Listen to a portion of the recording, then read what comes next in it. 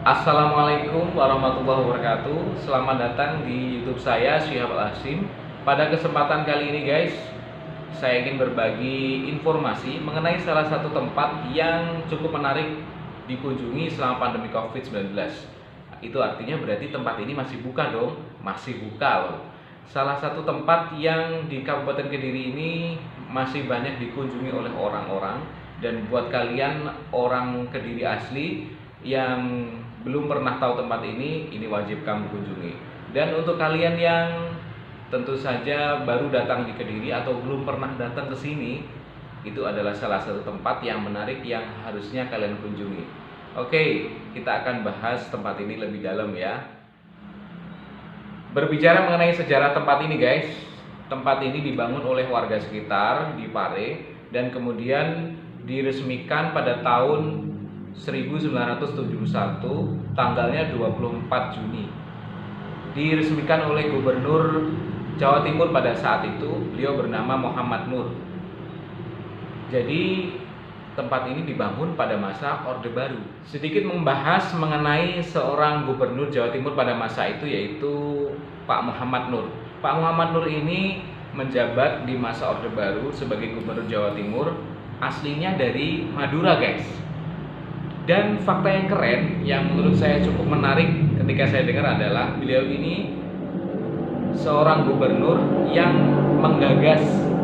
penggagas pertama kali jembatan Suramadu yang menghubungkan antara Pulau Madura dan kota Surabaya guys.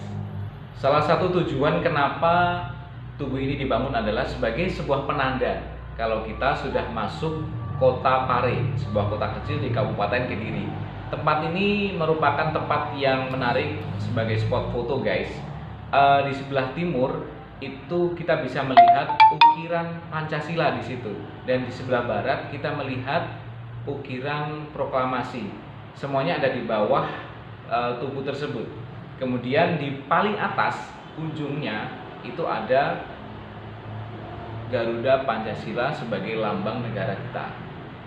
Lalu di sebelah utara dan sebelah selatan tugu Pancasila ini itu ada ukiran relief yang menggambarkan masyarakat Indonesia pada masa penjajahan Belanda dan Jepang, lalu kemudian menggambarkan masyarakat Indonesia pada masa awal kemerdekaan dan kemudian pada masa Orde Baru. Kalau kita jalan-jalannya dari arah Kediri ke arah Pare atau dari arah Pare menuju ke arah Kertosono, ini merupakan pemandangan yang menarik untuk dilihat, karena kalau kita dari dua arah itu, relief ini cukup bisa kita lihat dengan jelas jika di siang hari.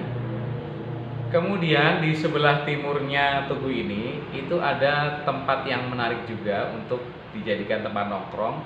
Mereka orang-orang yang berada di Kediri atau dari luar Kediri, misalnya orang-orang Nganjuk atau orang-orang Jombang yang jalan-jalannya cukup jauh, biasanya mereka pagi-pagi itu jogging atau sepeda santai ke situ.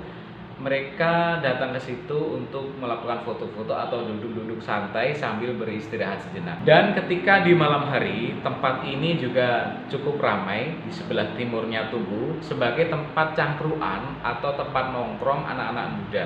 Apalagi malamnya adalah malam minggu. Lumayan ramai kalau malam minggu guys. Ini adalah salah satu foto dari orang-orang yang melakukan aktivitas gowes atau jalan-jalan pagi di Tugu Garuda Pare. Lalu pertanyaan berikutnya adalah, gimana sih kalau kita ingin datang ke situ, parkirnya, penaknya, gampangnya, mudahnya itu di sebelah mana? Jawabannya adalah di sebelah utara jalan raya. Dan jangan lupa untuk mengunci ganda kendaraan kalian masing-masing, karena itu adalah tempat parkir umum atau bebas parkir di situ alias gratis. Jadi bagi kita, adanya Tugu Garuda Pare ini punya manfaat sekali guys. Yang pertama adalah manfaatnya untuk mengingatkan kita soal sejarah, karena di situ ada relief dari masa penjajahan sampai masa Orde Baru. Kemudian ada juga proklamasi dan Pancasila. Di situ kita bisa mengingat sejarah kembali. Manfaat yang kedua adalah penguatan ideologi. Adanya teks Pancasila di situ, adanya teks proklamasi di situ. Itu orang datang ke situ pasti akan membaca. Dari membaca inilah akhirnya ideologi negara kita, rasa Indonesia kita itu akan semakin meningkat, guys. Jadi saya berterima kasih sekali atas dibangunnya Tugu Garuda ini, karena pada zaman sekarang ini sudah banyak orang yang lupa tentang Pancasila kita.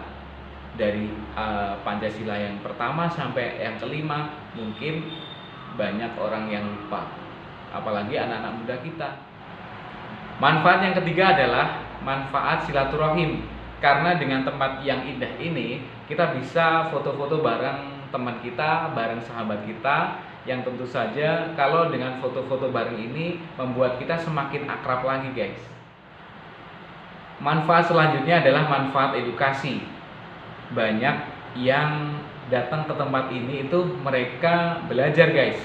Yang pertama yang pernah saya temui adalah mereka datang ke sini untuk diskusi.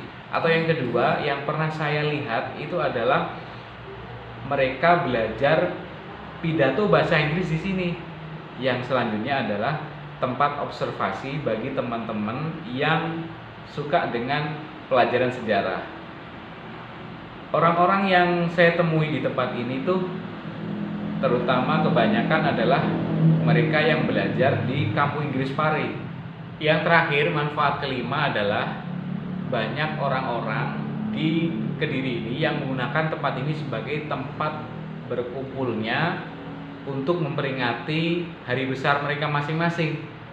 Salah satu yang pernah saya dapati adalah orang-orang dari Hindu dan Buddha melakukan aktivitas peringatan hari besarnya di Tugu Garuda Pare. Atau orang-orang dari agama saya yaitu agama Islam, mereka juga melakukan aktivitas berkumpul untuk memperingati hari besar mereka di tempat ini. Oke guys, terima kasih sudah nyimak YouTube saya Syihab Al-Hasyim dalam judul kali ini yaitu jalan-jalan secara daring di Tugu Garuda Pare. Kemudian selanjutnya jangan lupa untuk terus mendukung saya di dunia per-YouTubean dengan cara like, share, dan komen di YouTube saya Syihab Al-Hasyim. Assalamualaikum warahmatullahi wabarakatuh.